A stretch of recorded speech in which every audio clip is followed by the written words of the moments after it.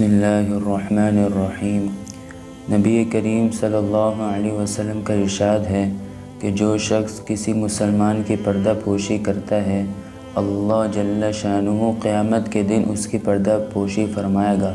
جو شخص کسی مسلمان کی پردہ دری کرتا ہے، اللہ جل شانہ اس کی پردہ دری فرماتا ہے، حتیٰ کہ گھر بیٹھے اس کو رسوا کر دیتا ہے۔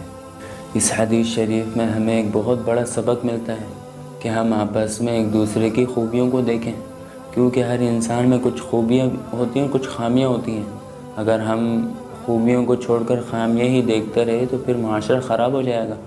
ماں بیٹی ایک دوسرے کی خامیاں ہی دیکھتے رہے، شوہر بیوی ساس بہو اگر ایک دوسرے کی خامیاں ہی دیکھتے رہے تو پھر گھر نہیں چل سکتا، گھر میں لڑائیاں ہی لگیں گی۔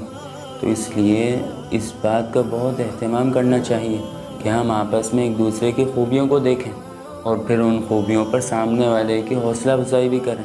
ہمارے ہاں اس چیز کی بڑی کمی ہے، ساری زندگی ایک بندہ اچھے کام کرتا رہے گا، اس پر کوئی اس کی حوصلہ افزائی نہیں کرتا، ذرا اس سے کبھی کوئی غلطی ہو گئی بس ذلیل کرنا شروع کر دیں گے۔ تو اس لیے کسی کے عیبوں کو اچھال کر یا کسی کی غیبت کر کے یا کسی کو ذلیل کر کے اپنی آخرت خراب نہیں کرنی چاہیے، خصوصاً اس دور میں کہ سوشل میڈیا کا دور ہے۔ ذرا کسی کی کوئی بات سامنے آ گئی، کوئی خبر سامنے آ گئی تو بس اس کو شیئر کریں گے، آگے پھیلائیں گے، یہ نہیں کہ تحقیق کر لیں کہ بات سچی ہے جھوٹی ہے، فوراً بس اس کو شیئر کریں گے۔ اور صرف اس شیئر کرنے پہ انسان اور کتنے حرام کاموں میں شریک ہو جاتا ہے، کتنے کبیرہ گناہوں میں وہ شریک ہو جاتا ہے۔ بغیر تحقیق کے آگے خبر پھیلانے کا گناہ ہے، اور اس میں بعض دفعہ غیر شرعی چیزیں ہوتی ہیں، میوزک ہوتا ہے، اس میں تصویریں ہوتی ہیں، ان سب کا گناہ اس کو مل رہا ہے، اور جتنے لوگ اس کو دیکھ رہے ہیں وہ اس کو آگے پھیلا رہے ہیں، سب کا گناہ اس کو مل رہا ہے۔ تو اس میں بہت احتیاط کرنی چاہیے۔ ہمارے بزرگ ہیں وہ فرماتے ہیں کہ اللہ نے انسان کو دو آنکھیں دی ہیں کہ ایک آنکھ سے لوگوں کی خوبیوں کو دیکھے اور دوسری آنکھ سے اپنے عیبوں کو دیکھے، تو اس کا بہت اہتمام کرنا چاہیے۔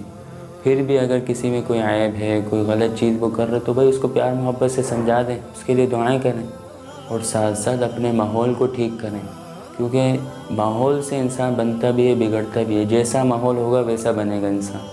تو اپنے ماحول کو، خصوصاً گھر کے ماحول کو ٹھیک کریں، ٹی وی موبائل جیسی خرافات سے اپنے گھر کو پاک کریں، پردے کا اہتمام کروائیں، اور اپنے گھر میں تعلیم کا حلقہ لگوائیں، اس میں تعلیم کریں، اللہ اور رسول کی باتیں کریں، سیرت کے عنوان پر، سیرت کے موضوع پر باتیں کریں، صحابہ کے واقعات سنائیں، موت کے تذکرے کریں، آخرت کی فکر کریں، تو انشاءاللہ اس کی برکت سے اللہ یہ برائیاں خود بخود ختم کر دیں گے۔ اللہ تعالیٰ دین کی صحیح سمجھ عطا فرمائے۔ وآخر دعوانا ان الحمد للہ رب العالمین۔